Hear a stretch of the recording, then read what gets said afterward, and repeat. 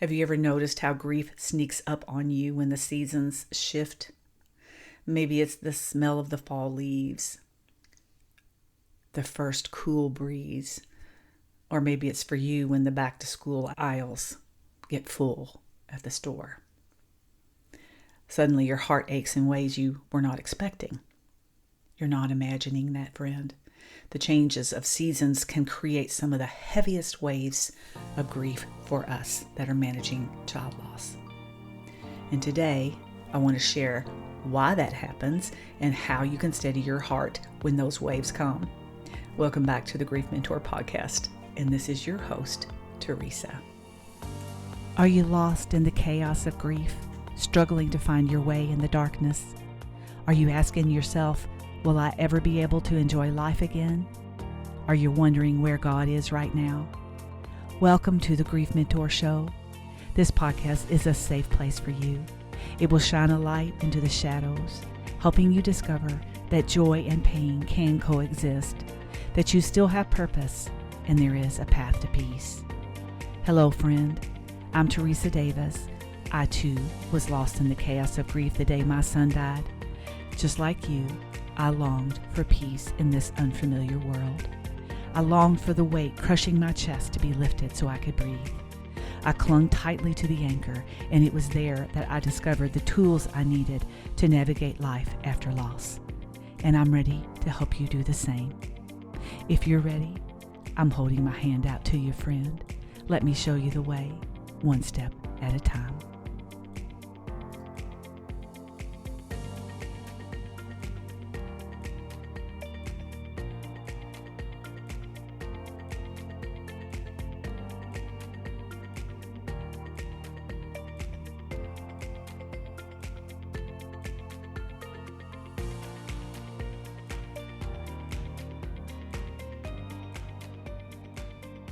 One of the last things that Andrew and I did together was rake about 20 to 25 bags of leaves, the big yard bag leaves.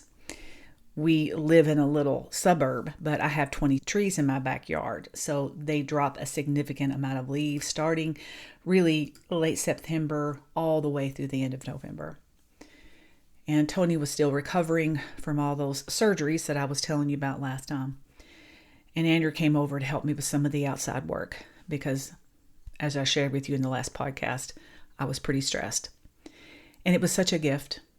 You know, many of us share stories of how we see the hand of God involved in our life before our children die. And many times, listen, dear mama, if you are in the very early stages of your grief, you may not be able to see this yet. But for those of us that are a little further down the road, we can look back on our grief journey and we can see the hand of God involved in very sweet ways because He knew what was going to happen.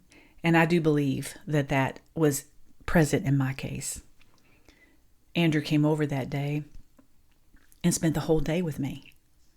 We raked leaves. We talked about everything from politics to family to Christmas and how happy I was as a mama that he had come home to live close to us. First time since he and Erica got married. Actually, first time since he went away to college. Andrew never really did come home. When he left to go to college, he left basically. And when you're a pilot, you go where the job is. And so that's what he and his family did. They went where the job was. And finally, the job brought him back home. And so we spent the day outside all day raking leaves. It was such a gift because, you know, if you have a son or a daughter and they're married and they have children, your conversations on the phone are usually very quick, right? Because somebody needs their attention. So this day, I had Andrew all to myself. We literally spent the day together. It was such a gift because less than 2 weeks later, Andrew went home to heaven. I look back on that time in the very beginning of my grief journey. It was extremely painful because there weren't going to be any more days like that. But now, sweet friends, it warms me from the top of my head to the bottom of my toes when I recall the conversations that he and I had out there that day raking leaves. However, the fall brought something totally new to me that I had never experienced before. Fall has always been one of my favorite times of year.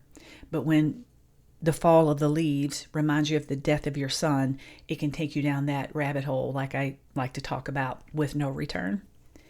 And it was very difficult for me for many years to be able to manage that.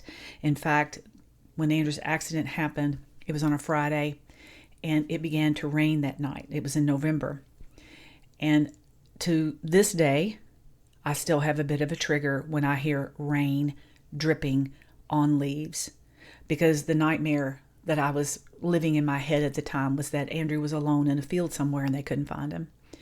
So I've done much work regarding that, and I've gotten to a place now to where it's not such a significant trigger for me, although it is still there. And if I'm sitting in my office and I have my window open and it's fall and it begins to rain, I have to shut my window.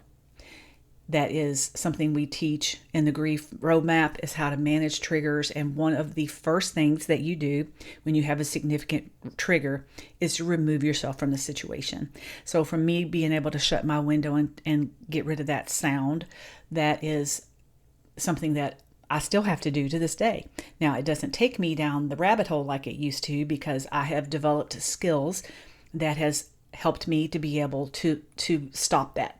To stop it in its track. But because I recognize what that trigger is, and we're going to get into this a little bit in a minute, I'm going to give you some of the teaching points. When you begin to recognize your triggers, then you get proactive, friend. You get in front of it. You get out there in front of it so that you don't give it the chance to take you down that rabbit hole. So let's move through these teaching points. And by the way, if you need some guidance on this, I still am offering the Grief Mentor sessions. We are in class. We've already started class for the August fall class that goes all the way through the end of the year. But if you are considering joining us for the next round, which don't have a date for that, I'll be completely honest with you. I do not have a date for that class yet. However, I have opened up the waiting list on my website. If you want to drop your name in there, I'll be sending out monthly emails kind of updating you on things. And when I do determine a date, then I will put that in there.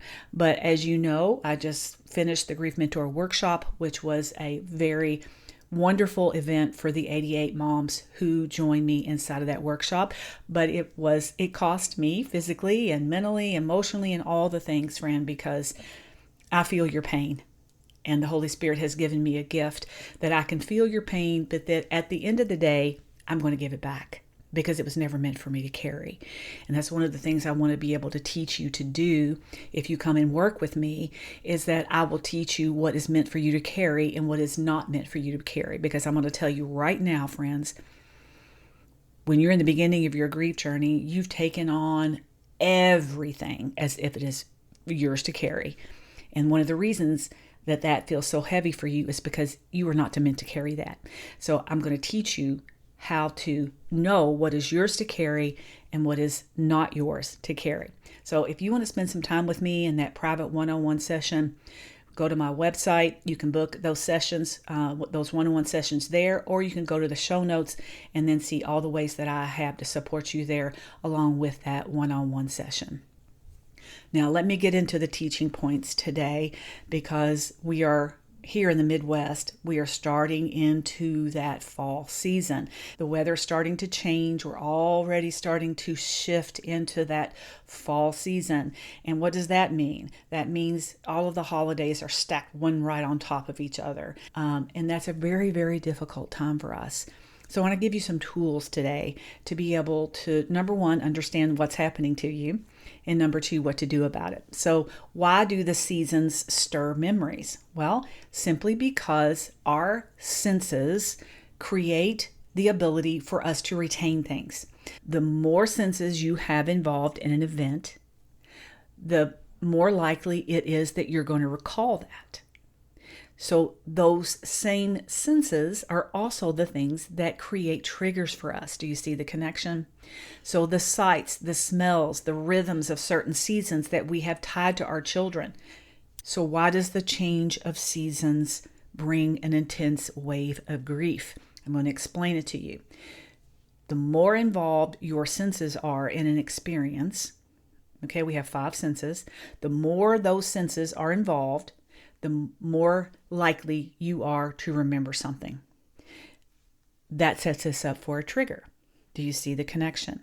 If your children were small and still lived in your home, the back to school routine, the fact that they're not playing sports, all the things that the change of seasons bring into our lives.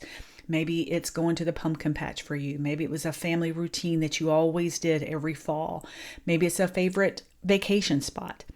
Maybe it's even the way the air smells at a certain time of the year. They can flood our hearts and minds with memories, and that can create an ache in our heart that we simply don't know what to do with. Now, when a season shifts, it highlights the absence of our children. So the back to school season reminds us of backpacks that won't be filled. The holidays fall right in step. We start right here with Labor Day. Then we've got Halloween, Thanksgiving, all the way through to the end of the year. It's a very, very difficult time of year for most of us who grieve. The end of summer reminds us that we didn't have a vacation with our child. And friend, what this does, it makes us long for the day when God will set all things right. That longing is part of why the change of seasons hurts so deeply, because it doesn't feel right to us to be here on this earth without our children. So what do we do about it?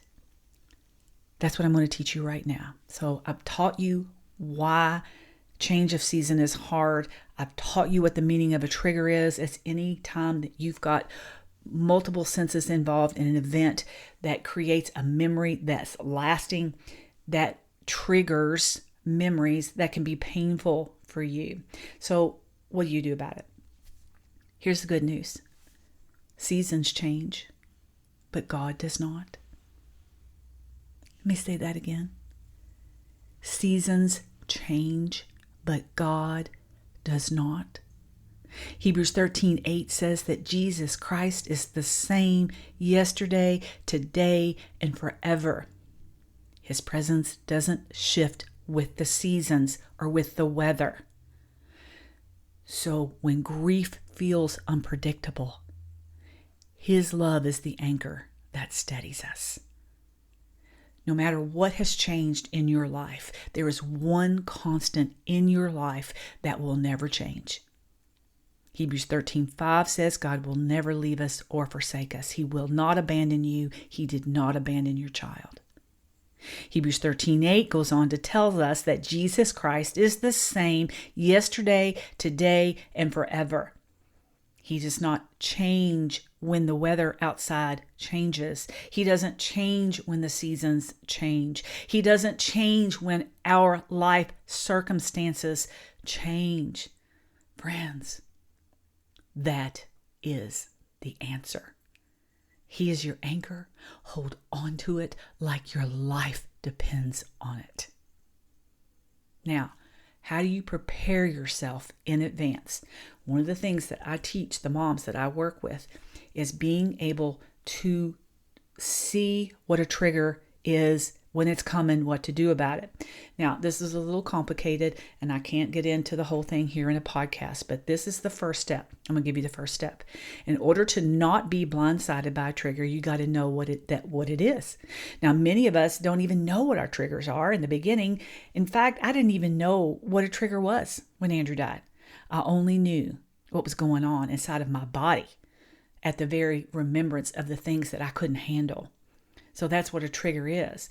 Now, once you learn your triggers, the first step is to get ahead of it, to prepare yourself for it, to know I need to avoid this situation. You don't have to be blindsided by this every single time. Maybe you don't know what a trigger is. Maybe you've not experienced that yet. Maybe you're still staying in that safe place that you've created inside your home because you haven't had the ability or the desire to get outside of that safe place. But eventually, friend, you will. So maybe you need to ask yourself, what part of this new season feels heavy for me? Maybe you've not been able to connect the dots that being inside the grocery store brings you extreme anxiety, but you can't figure out why. Well, maybe it's because it's back to school season and all of the school supplies and the backpacks are out. Maybe if you were like me, the change of season is very much connected to the date of Andrew's death and what happened the day Andrew, the whole weekend that we had to endure of Andrew's death. So I didn't even know what that was until it happened to me for the first time. So here's your steps. Number 1, learn your triggers. Number 2, if you are triggered by something, remove yourself from it. That's the first step. Okay. And then grabbing onto that anchor, whether it's a verse, a prayer, a simple intention to carry with you on those hard days. Because you will experience triggers, friend. If you've lost a child, especially if you've lost them suddenly or if you've lost them to an illness, maybe you haven't been back in the hospital, maybe your child died in the hospital and you haven't been there since their death, you've got the smells, the sounds, all the things to learn how to manage. And in order for you to be able to learn to live in this space again, friend, you got to learn how to manage these triggers. So that's the significance of this episode today. I'm giving you the tools that you need to be able to take that step forward.